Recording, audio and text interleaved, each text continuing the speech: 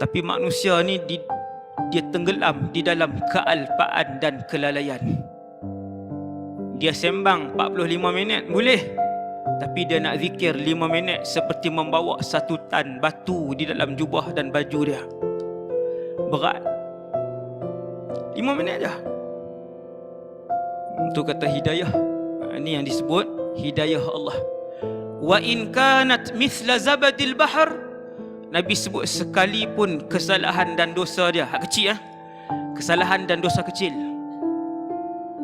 Bila Nabi sebut hadis umum macam ni, sekalipun dosa dan kesalahan yang lalu itu sebanyak buih di lautan.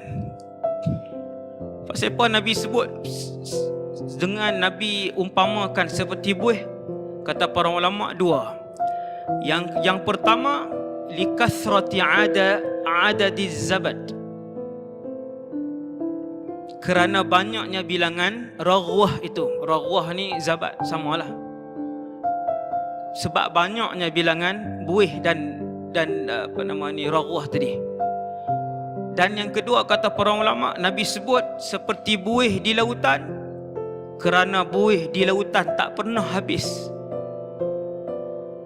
Tuan-tuan pi tak pernah laut tak ada buih, tak pernah. Penuh.